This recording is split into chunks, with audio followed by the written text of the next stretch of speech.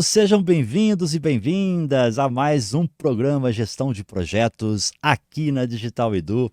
Lembrando que esse encontro nosso é semanal, toda segunda-feira, às 20 horas. Sei que tem algumas pessoas aqui que já estavam com a gente aqui desde as 19, porque nós estamos executando em paralelo, né, na segunda-feira, o Esquenta VMO Experience, que é o evento que vai acontecer agora em maio, sobre VMO. Então vai ser bem bacana. Quem quiser depois acessar, conhecer um pouquinho, basta acessar vmoexperience.com.br e lá vão ter as informações, tá?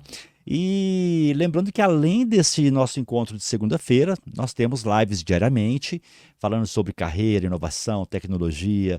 Na sexta-feira temos 2 programas, temos o Manhã com Dados, da BLR Data, que fala sobre gestão, governança de dados, e também na sequência, o evento Momento IMA, que traz um pouquinho dos spoilers dos eventos que vão acontecer em 2025, presencial, no maior evento de RPA e AI do Brasil. Tá? E fechando sábado com chave de ouro, com o grande Ibson Cabral, Pipoca Ágil, trazendo temas de agilidade. Tá? E já temos o tema dessa semana, em breve vai estar no site Digital Edu. Uma outra informação antes de chamar os nossos convidados aqui é que essa live ela é transmitida em várias redes sociais, LinkedIn, YouTube, Instagram, Facebook. Porém, se você quiser ter um certificado de participação deste encontro, ok? Basta você vir para Digital Edu, tá o QR Code na tela, ou você digita no navegador digitaledu.com.br, vem para cá, faz um cadastro gratuito, acesse a primeira live que vai estar mostrando ali para você.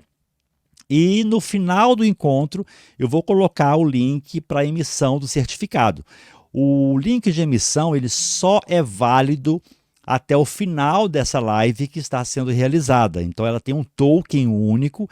Então, você precisa estar na Digital Edu logado e no chat da plataforma, ok? Se você quiser simplesmente ouvir o bate-papo, fique à vontade para ficar na rede social que você estiver aí. Pode colocar a sua pergunta que nós vamos fazê-la aqui ao vivo. Combinado? Então vamos lá, olha, sem delongas, eu quero chamar aqui no palco o Daniel Fernandes e o Samir Oliveira, do PMI Pernambuco. Boa noite. Opa, boa noite. Tudo bom, Wagner? Maravilha, sejam bem-vindos novamente. Olá, né? O Samir já esteve com a gente outras vezes aqui, o Daniel, se não me engano, é a primeira vez e vai estar com a gente lá no Kona GP também, fazendo uma palestra bem bacana. Antes de começarmos, vamos começar aqui pelo Samir. Fala pra gente, Samir, quem é Samir Oliveira?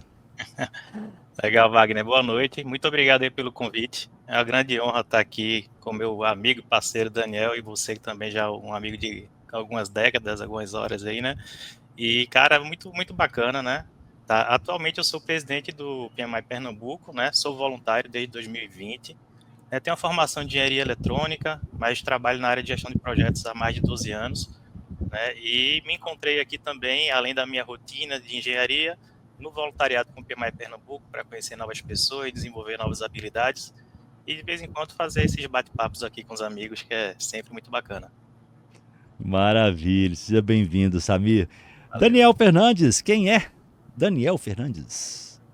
Opa, bom, eu sou um apaixonado aí por tecnologia, né? Tanto é que a temática que eu vou tratar é isso, principalmente da área de dados.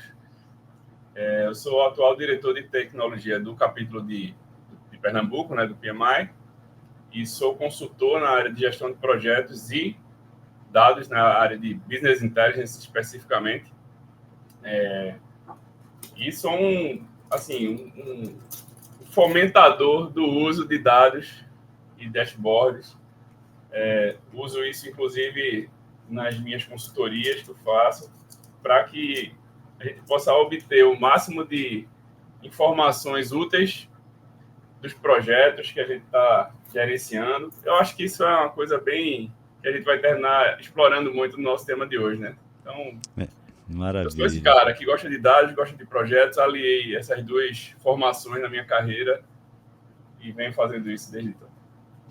Maravilha. Samir e Daniel. É o seguinte, a primeira pergunta, assim, para a gente poder dar um andamento no nosso bate-papo, é sobre realmente assim a importância. Nós vamos entrar em outros critérios, outros itens também dentro dos dashboards de projeto, porque não é simplesmente criar um dashboard, né?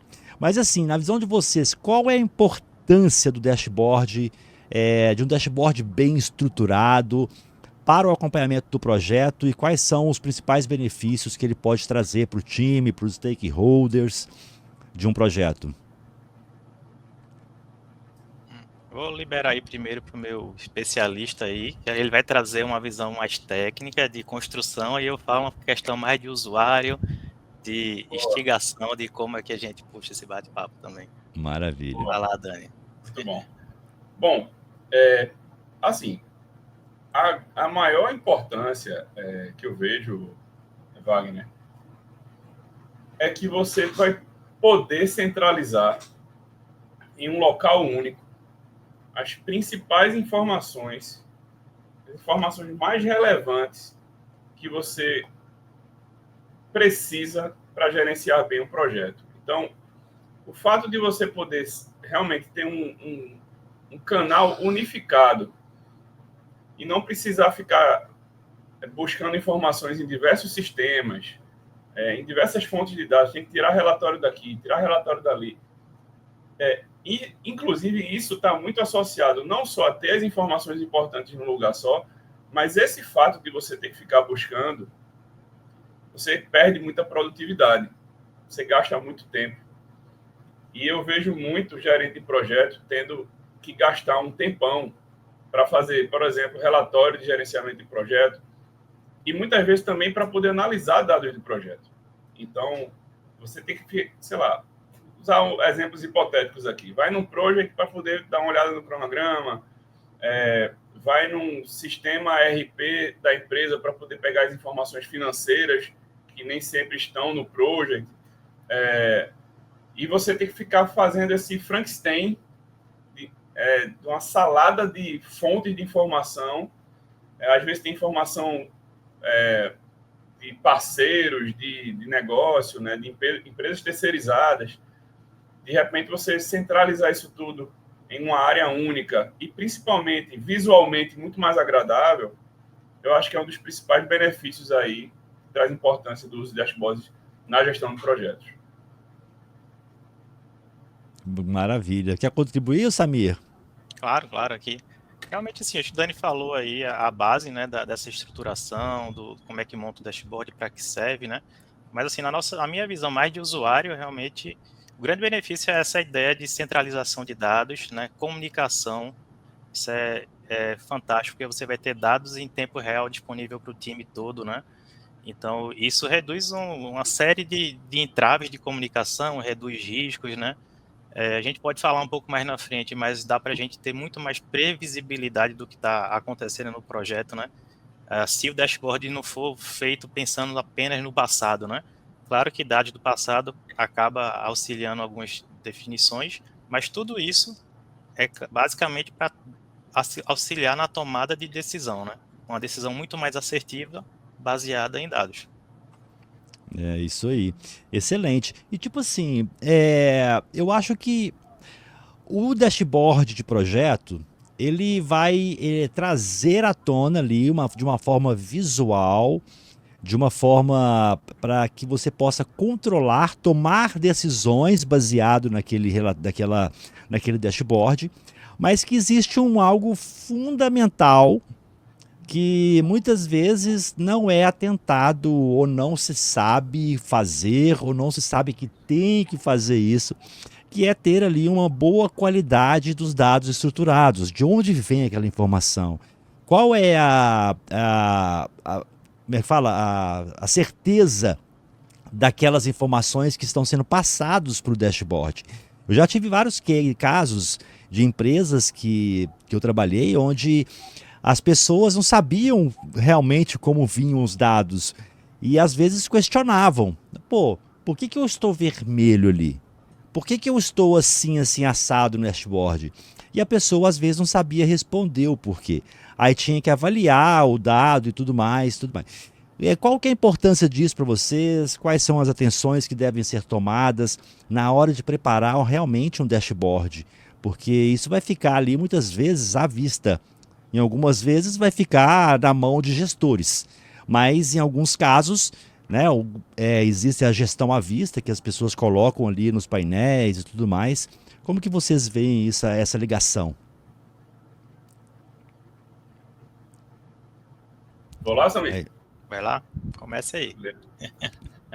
Então, esse problema de confiabilidade nos dados, Wagner, é um dos pontos mais críticos que você tem em qualquer projeto de BI, na verdade. Tá? Qualquer projeto de análise de dados, você vai passar por um momento muito crítico, que é essa parte de você fazer o mapeamento das informações, todo o tratamento até a apresentação. Então, essa parte da confiabilidade, ela gera, inclusive, muita confusão em muito projeto.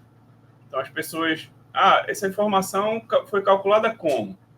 Essa informação, ela vem de onde? Então, eu costumo dizer que uma boa documentação do projeto, ela pode ajudar bastante nesse tipo de dúvida. E, principalmente, se você deixa isso disponível como informação no próprio dashboard. Muitas pessoas não têm o hábito de colocar nas métricas a explicação da métrica, né? A fonte de onde aquela informação vem, como ela é calculada. Então, assim, você fazendo um projeto onde você pode, além de apresentar a informação, apresentar a informação sobre aquele dado que você está expondo, eu acho que é muito importante e isso reduz muita dúvida sobre essa confiabilidade que os dados podem trazer. É claro que podem acontecer alguns erros no momento de você fazer esses cálculos e tratamentos, mas você ajudando a rastreabilidade e ajudando quem está analisando aquele dado a entender de onde ele vem, como ele foi calculado e tudo mais, isso já gera um alívio muito grande em termos de entendimento da informação. Tá? São desafios muito grandes. Muitas vezes, sim. quando você vai trazer dados de diversas fontes e cruzar esses dados, eventualmente você vai ter alguns problemas disso. Mas eu acho que, além de um bom tratamento, com uma equipe bem preparada, com documentação que vai trazer essas explicações, eu acho que isso já reduz bastante dessa dúvida sobre esses dados. É importante, assim, eu vejo que o relatório, quanto mais automatizado, melhor. Quando eu falo automatizado, assim, eu já vi desde relatórios manuais, tem um dashboard bonitinho, falando os números, mas você não tem a rastreabilidade daquilo. Então, por exemplo, vamos pegar Excel mesmo, não vamos falar de ferramentas e tudo mais, Excel mesmo, você cria ali um dashboard no Excel e coloca os números ali digitado, fica um dashboard bonitinho, mas às vezes você quer informação rápida e quando você clica ali naquele número, não acontece nada, aí eu tenho que buscar em uma fonte onde que eu tirei aquele valor. Então, eu acho que quando o relatório ele é mais automatizado, que você tem ali o caminho, né? Olha, está aqui vermelho. Ok, vamos clicar aqui para ver o que acontece? Você clicou ali no vermelhinho, abre-se um outro painel ou abre uma planilha mostrando quais itens estão deixando aquele item principal vermelho. Então a gente consegue avaliar e consegue ter uma visão mais clara, né? Então acho que eu vou perguntar, tem uma pergunta aqui sobre IA, né? Sobre tecnologia, vou fazer na sequência. Quer contribuir com algo, Samir? Sim, Wagner. Essa questão do tratamento dos dados, eu acho que é fundamental, né? Senão a gente fica com aquela base de dados que a gente chama de bando de dados, né? Porque a gente não vê uma correlação entre eles ou não consegue, de fato, ter uma análise assertiva, né? Mas eu acho que um exemplo prático seria, sei lá, vamos fazer, antes de aceitar um dado, tem algum tipo de tratamento, que é o que Dani disse, né? Esse dado que está chegando, se a gente está tratando de número de telefone e o cara coloca lá uma letra, né? Faz sentido, não faz? Como é que o sistema bloqueia esses erros manuais também, né, para que torne essa base de dados mais fiel, mais fidedigna, né? Então, esses inputs eu acho que são muito importantes quando o time que está desenvolvendo o dashboard, né, faz uma arquitetura bem elaborada, já analisando quais são as interfaces, quem vai colocar os dados, se é um dado histórico lá de uma base de dados antiga, se já teve algum tratamento ou não, quais ferramentas vai ter interface. Então, esses são pontos que devem ser pensados, né? Acho que desde o início, né? E a gente vai comentando também algumas boas práticas ao longo aí desse bate-papo, né? É isso aí. Wagner, Pode falar, Daniel. Um exemplo que a gente passa, inclusive estamos passando nesse momento no PMI Pernambuco, a gente tem um projeto chamado Gamification aqui no nosso capítulo. Inclusive, a gente ganhou uma premiação internacional que o PMI faz do projeto de BI desse nosso projeto de gamificação dos voluntários. E cada ano a gente vai mudando algumas coisas nas regras do jogo para ficar, obviamente, uma melhoria contínua do projeto de gamificação. E quando a gente começou o projeto desse ano, para você ter ideia, que é a questão de experiência, né? A primeira coisa que eu falei para o Samir foi: eu só mexo em alguma coisa quando vocês documentarem as regras. Não foi, Samir? Verdade. Eu não faço nada que não esteja documentado. Se vocês não documentarem, eu não começo a trabalhar. Não adianta me dizer, vai fazendo isso. Não faço. Então, às vezes ele tem essa moral, às vezes ele tem, às vezes tem que fazer. Meu presidente às vezes fica forçando a barra, mas às vezes eu consigo segurar. Então, essa questão de regras que eu falei, assim, são muito importantes, porque, dando um exemplo do gamification, existem pontuações que os jogadores, né, os voluntários, têm que atingir para passar de nível, por exemplo. Se essas regras não são muito claras, as pessoas podem questionar como é que foi calculado, então, se o ponto que ela fez, se foi computado ou não. Então, essa questão é muito importante e eu faço exatamente esse paralelo com o dashboard de projetos. Se você não sabe como é que aquela previsibilidade do cronograma que está mostrando que vai terminar daqui a 6 meses, como é que ela foi calculada, pode gerar dúvidas e aí pode, ao invés de ajudar, atrapalhar. Disse tudo. Eu uma vez, há um tempo atrás, já tem muitos anos, quando eu fiz a minha ação dentro de um PMO, e nós criamos, junto com a Falcone, todo um processo de gestão de projetos da organização. E no final desse processo, que durou alguns meses, foi bem interessante, nós criamos ali um dashboard que parte dele foi para a gestão à vista, parte ficou na mão dos diretores e gestores. E o interessante é que ele era todo rastreável. Aquilo que você falou no início, Daniel, de ele ter uma explicação real do indicador, todo indicador, ao lado dele, explicava-se como ele funcionava. Então, assim, esse atraso de tempo, o que era esse atraso de tempo? É baseado em X, Y, Z. E todos eles, é lógico que no quadro de gestão à vista você não tinha como clicar ali para poder aparecer, mas o relatório que a gente imprimia, ele vinha totalmente mostrando atividades que estavam atrasadas, o porquê que aquela atividade estava atrasada, o que impactou, qual o estouro do custo, por que o custo, quais valores cada atividade estava prevendo. Então a gente conseguia, através de um bom planejamento, lógico que tem que ter esse planejamento bem estruturado, a gente conseguia extrair dali informações suficientes para poder alimentar um dashboard. Mas a gente batia sempre naquela tecla, né? Sempre tem uma pessoa que não fez o dever de casa, que chegava assim, eu ficava bravo, cara, eu ficava puto, porque não tem lógica. Eu virava, por que eu tô vermelho? Eu não tô vermelho. Eu falei assim, você tá vermelho. Você sabe o que significa vermelho? Eu explicava o que... Não, mas isso tá errado, não sei o que, vou negociar uma nova data. Aí o pessoal usava o dashboard para negociar com o gestor uma nova data. Aí virava assim, Wagner, o gestor aprovou ali a nova data, eu não estou vermelho mais não. Pô, isso aí já é não saber gerenciar projetos, porque, pô, indicador vermelho não significa que você está 100% errado. Às vezes o erro não é seu, às vezes o erro é de outro, mas acaba, para com esse negócio de caça às bruxas, mas utiliza o relatório para te dar sinais que você precisa melhorar em algum ponto, né? Porque existe essa briga, né, do ego, né, o Daniel e Samir. Quando Claro. você põe gestão à vista, cara, o ego mata e acaba às vezes atrapalhando o processo de gestão de projetos, né?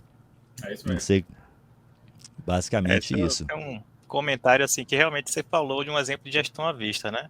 Mas assim, como comunicação em projetos, né, a gente está falando de dados, né, e nem toda informação deve ser de fato compartilhada para todo mundo, né? Tem informações que devem ser compartilhadas com um público específico, né? Ou com outro, pode ser com a gestão ou com o pessoal mais operacional.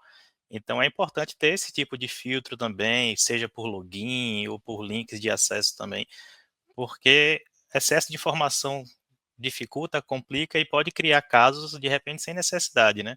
Pessoas se comparando e, enfim, talvez o ideal seja o cara ver só o seu projeto, mas se o cara já é um gestor de portfólio, pô, o cara pode ver vários projetos, né? E assim vai. Isso também é interessante. Não, bacana. Então, isso é uma decisão que a empresa tem que tomar para ver como que vai surgir, como que vai ser essa gestão à vista, né? A gestão à vista, como eu falei, ela tem os benefícios, mas também tem o ruim dele, que basicamente é essa de expor certas pessoas para um público geral, mas isso aí é definição. A gente não cabe a mim, não cabe a, né, não cabia a mim, na realidade, a definir se ia ter ou se não ia ter.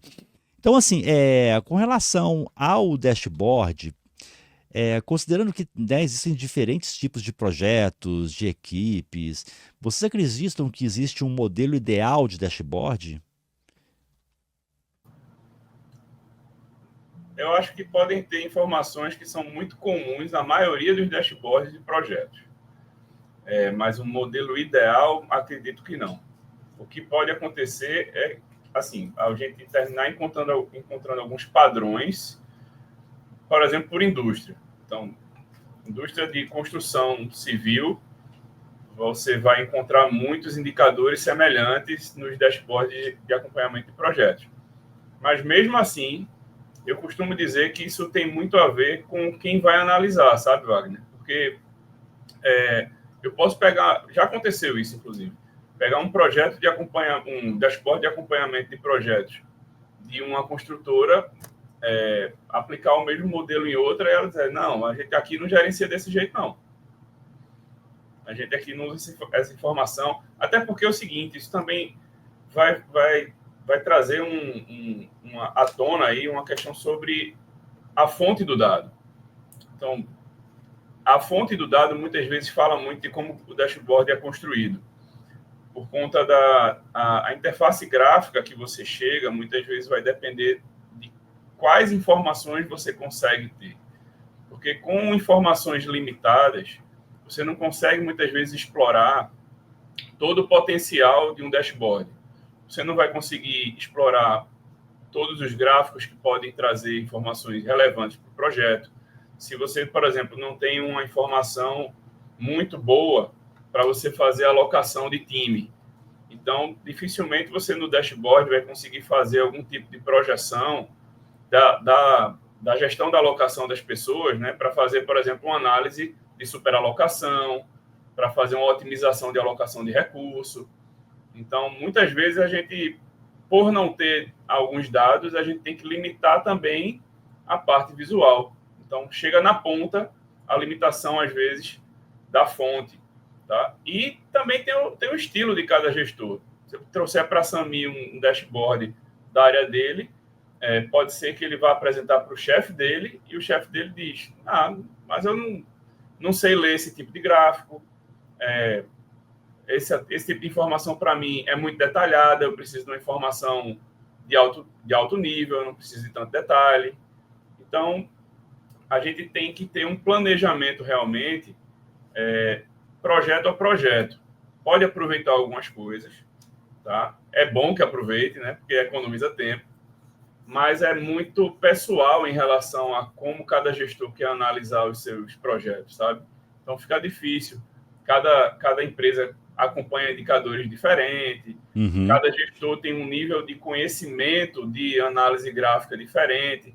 Eu já tive Isso. um projeto que eu coloquei gráfico de bolha e o pessoal não sabia ler gráfico de bolha. Aí pediram para tirar. Só, está muito confuso isso aqui. Vocês já explicaram umas 3 vezes aqui, mas a gente não tem costume de usar esse gráfico, então é relevante, mas a gente não tem costume. Então, por favor, tira. Entendeu? Eu acho que isso deveria vir na definição do projeto como um todo, depois da análise ali de todos os stakeholders, quais informações cada um precisa. E, se possível, é lógico que em alguns casos pode dar ali. Pô, não vou criar dois gráficos idênticos, às vezes no mesmo local, Isso. falando a mesma coisa, porém de forma diferente. Não, vai ficar redundante, vai ficar feio. Mas isso não impede que você crie relatórios exclusivos para cada stakeholder. Isso aí Exato. é uma coisa que pode ter e tem que ser definido ali no termo de comunicação, não sei qual o critério da empresa, que ela pode ter depois de levantar todos esses stakeholders e as necessidades individuais de cada um, né? Mas é por projeto, né? Sim. Perfeito, Wagner. Bacana. Meu E querido, eu assim, queria dar uma, pode desculpa, eu falar, queria dar uma Sami. complementada também nessa questão desse plano de gerenciamento das comunicações do projeto, né? Acho que você estava falando disso, né?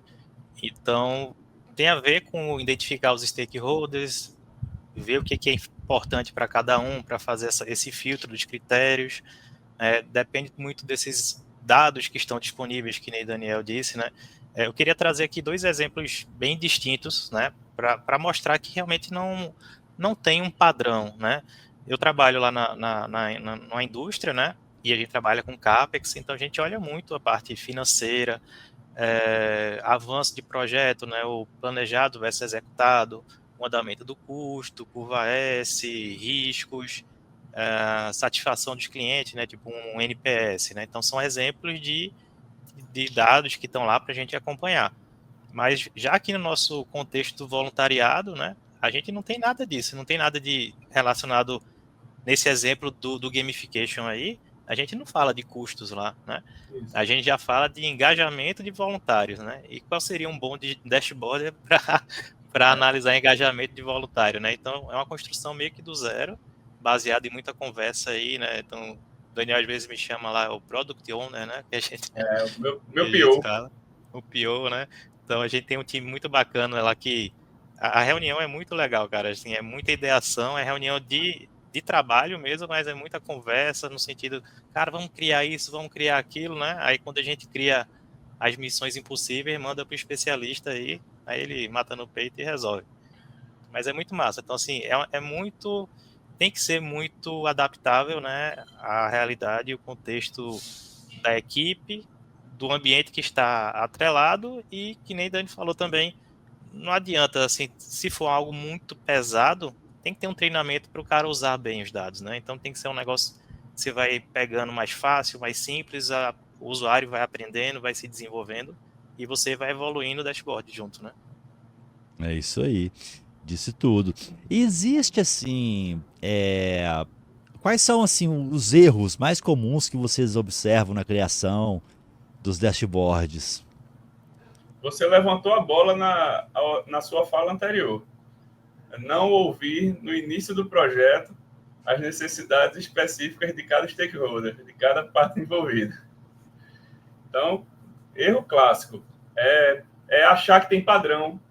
É pegar, por exemplo, pesquisar no YouTube da vida ou pesquisar no Google da vida um modelo e usar aquilo para sempre como, digamos assim, solução bala de prata que vai resolver todos os problemas e tudo mais, e não ouvir as necessidades específicas de cada um.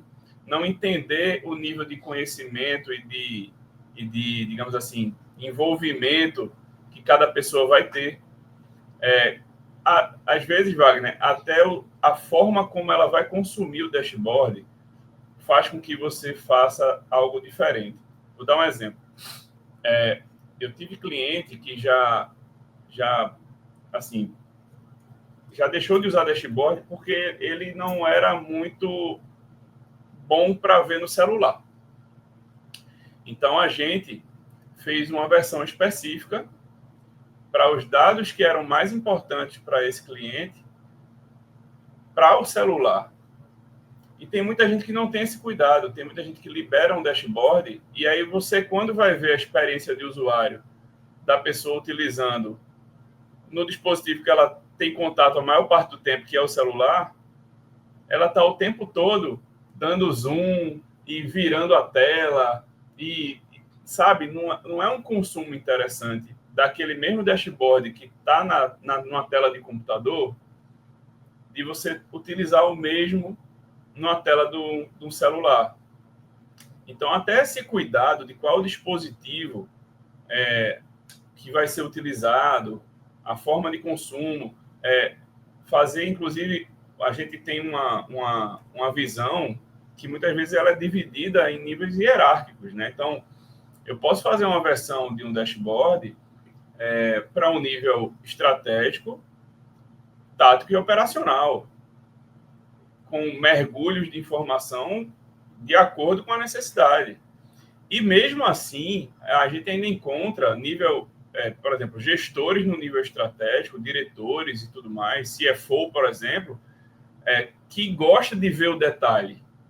Então, você tem que dar a oportunidade, até mesmo fazendo um dashboard para alto nível, alta direção, dependendo do perfil de quem você está atendendo, você poder dar a opção dele mergulhar até o nível operacional. Porque aquele gestor, mesmo sendo um executivo, ele veio, por exemplo, da área muito braçal, ele gosta de analisar o número muito a fundo. E aí você fazer esse tratamento é muito importante. Outro erro que eu vejo, aí é mais puxando para a parte técnica, é pular etapas claras de desenvolvimento de software, tá? Que é a parte de desenvolvimento, teste, homologação, até ir para uma produção.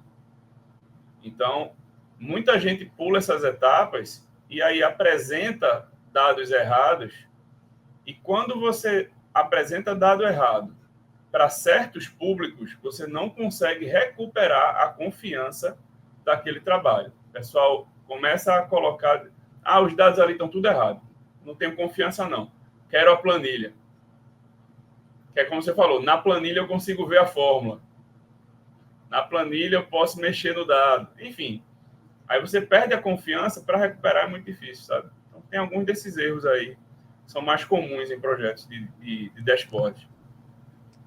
Maravilha. E voltado assim para ferramentas, Daniel, assim, nesse universo nosso de inteligência artificial que a gente tem vivido desde a pandemia, quando começou realmente a florar a ponta do iceberg, lógico, que a gente sabe que IA é muito mais amplo do que um LLM, do que um sistema, né, um chat GPT da vida. Sim. E sobre ferramenta, o que vocês têm para dizer para a gente? Como é que pode ser feito? Qual é melhor usar? Bom, o que a gente tem visto é uma explosão, né, de ferramentas de IA para todos os fins. E no ramo de dados isso não é diferente. Tem muita gente, inclusive, que está usando o chat GPT, principalmente as versões mais atuais, para fazer análise de dados. Só que são análises de dados normalmente mais do tipo ad hoc, né? Ad hoc são aquelas sob demanda naquele momento. Você sobe uma massa de dados e pede para ele fazer algumas análises para você, e aí ele vai usar todos os algoritmos já presentes, né, digamos assim, de análise de dados para poder trazer as informações relevantes. Inclusive, estão sendo desenvolvidas ferramentas, estudos e ferramentas para produção de dashboards automatizados através de inteligência artificial, mas eu vejo que essa parte ainda está em desenvolvimento, nada muito robusto. E aí é onde entram as ferramentas clássicas de data viz, de data visualization, que são as que quase todo mundo hoje em dia conhece e fala. Power BI, Qlik, né? A família Qlik, tanto o QlikSense, QlikView, Tableau, Google Data Studio. Então, assim, tem muitas ferramentas, fora as clássicas e antigas, Business Objects, Hyperion, SAP HANA e por aí vai. Então, ferramentas de análise e de dashboards existem centenas, né, no mercado. Agora, com o avanço, né, da inteligência artificial, a gente tem percebido que, principalmente quem trabalha com Python, está começando a ter avanços muito mais rápidos para o desenvolvimento de dashboards automatizados. Tá? E eu acho que isso, nos próximos anos, vai fazer com que muito projeto de dashboard ele possa ser construído através de ferramentas de IA, facilitando a parte de design dessas telas, tá? Reduzindo complexidade de codificação, porque olhar um dashboard e ver um monte de gráfico ali parece ser algo arrasta, né? Na ferramenta, por exemplo, quem já trabalhou alguma vez com essas ferramentas de visualização sabe que existe uma dinâmica que aparentemente é simples.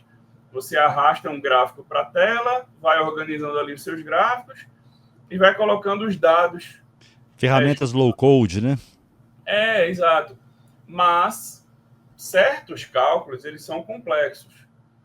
E o gráfico ali, apesar de ser simples, a conta por trás e o tratamento da informação por trás, ela é muito complexa às vezes. Muito complexa. Então, essa complexidade, eu acredito que ainda vai ser muito necessário o dedo humano no entendimento da regra de negócio, na implementação por trás daquele gráfico, mas cada vez mais, com o avanço da inteligência artificial, eu acho que a simplificação braçal disso pode avançar muito. Bacana, excelente. Eu tenho usado muito para poder fazer algumas ferramentas internas nossas aqui, inclusive de relatórios, de lives, relatórios de eventos que a gente organiza. E vejo que tem muito a melhorar ainda, né? Muita coisa ainda a ser feito e que os passos fundamentais, como você falou, são essenciais, porque a gente tem que ter uma confiabilidade nos dados e, ao mesmo tempo, protegê-los. Não é simplesmente criar uma ferramenta ali, disponibilizar e os dados ficarem de fácil acesso para qualquer pessoa, né? Então, os dados têm que ser protegidos com realmente aquelas pessoas que precisam da informação. Então, não é simplesmente criar um dashboard bonitinho. Não. Tem toda uma dinâmica, né? Uma das coisas que eu falo muito em aula é que fazer dashboard bonito é fácil.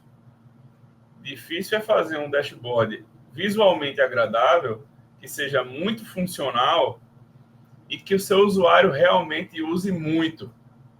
E uma das métricas que a gente usa para saber o sucesso de um dashboard é o quanto ele é usado.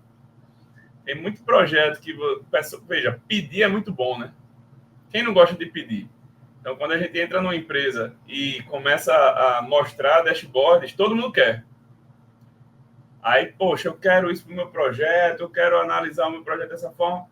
Quando você depois, se você simplesmente vai atendendo aos milhares de pedidos e daqui a pouco você vai fazer uma análise de quem realmente está utilizando, você toma uma surpresa, às vezes, de que aquela urgência toda que queria, porque queria, era mais pelo oba-oba, assim, poxa, que legal, isso é muito bonito. Mas aquela pessoa, ou às vezes ela não foi bem atendida, né? Não foi, a necessidade dela não foi, e a expectativa não foi, assim, levada em consideração, não foi customizado para a real necessidade dela.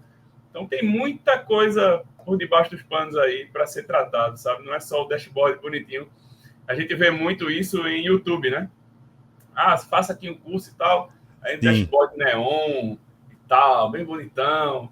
Mas muitas vezes aquilo ali não é muito funcional. Quando você consegue aliar a um bom design, né?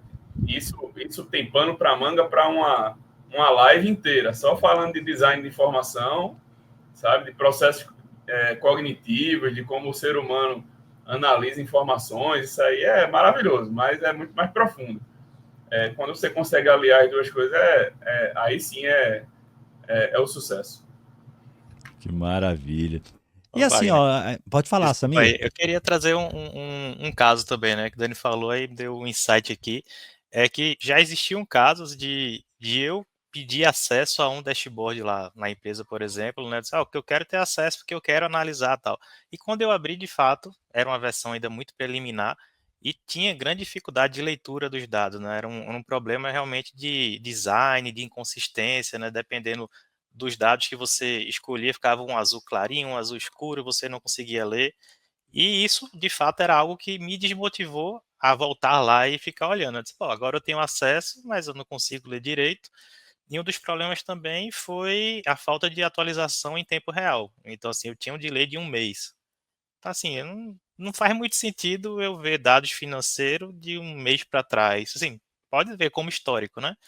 Mas pensando no meu projeto, já tinha um atraso gigante, né? Então, às vezes a gente tem a Um ferramenta. mês é É, bravo.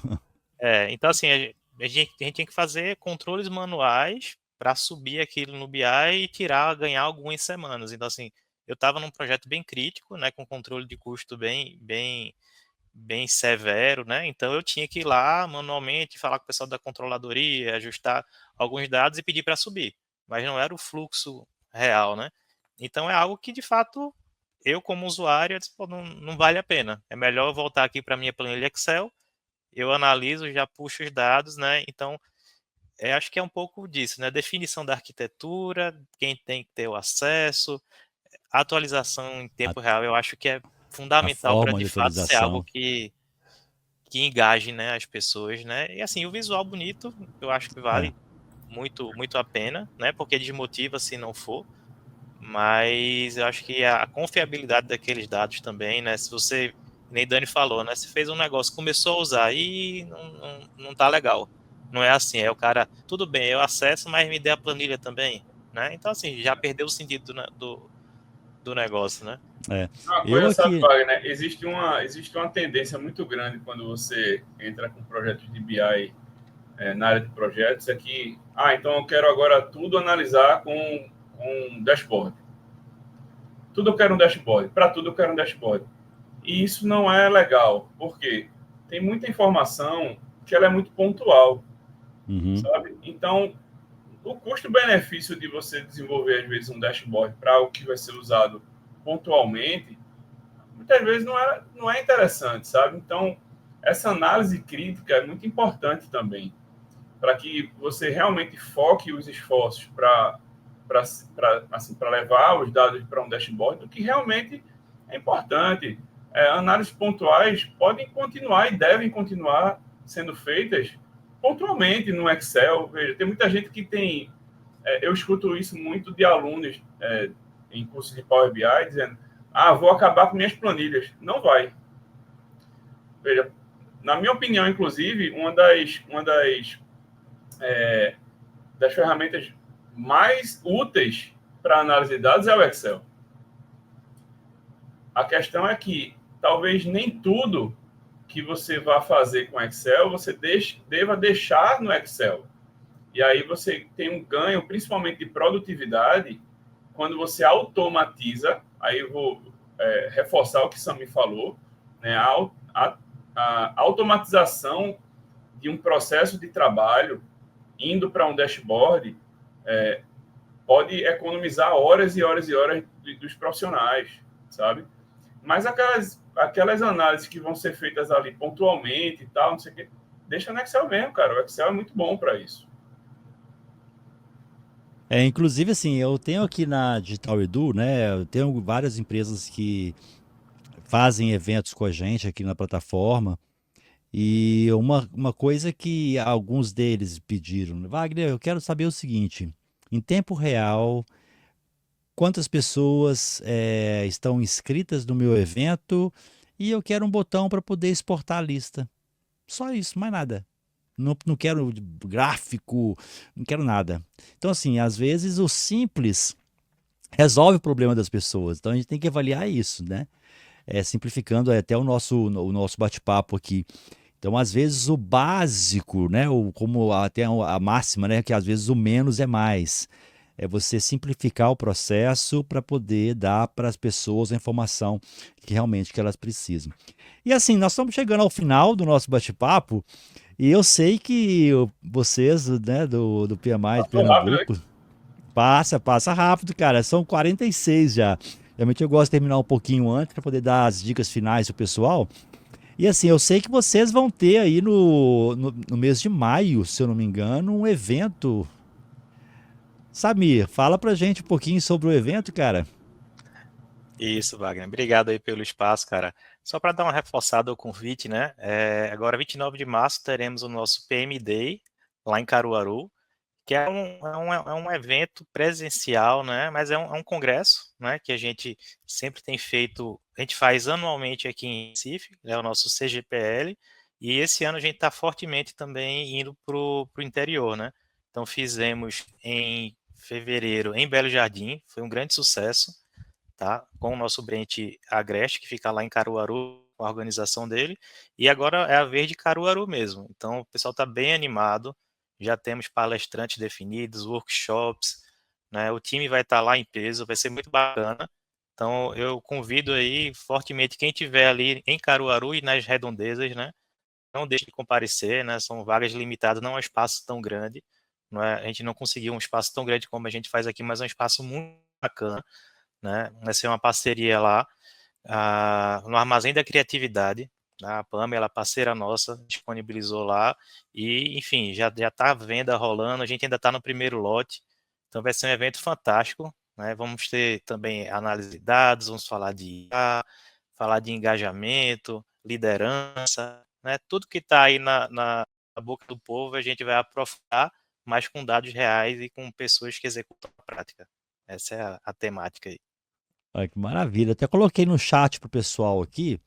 Coloquei tanto aqui nas redes sociais, tá? Quanto também no chat oficial, tá? Então, assim, quem puder, que está aqui assistindo, e puder compartilhar, né? Compartilhar esse material com a gente, com o pessoal, com seus grupos. Fiquem à vontade aí, tenho certeza que vai ser de grande valia para Mas sim. a organização, né, Samir? E Daniel, fala pra gente um pouco do spoiler da sua palestra em julho pra gente, no Então, Kona GP. isso. Tá lá com vocês no ConaGP, aprofundando esse tema, trazendo caso prático para poder mostrar como fazer isso no dia a dia, né? Qualquer pessoa que tiver interesse de conhecer um pouco mais sobre como transformar, né, as informações do portfólio de projetos em um dashboard de gestão de portfólio, podendo detalhar as informações de cada projeto, os principais indicadores, de diversas fontes de dados, né? Como é que a gente faz para cruzar essas informações.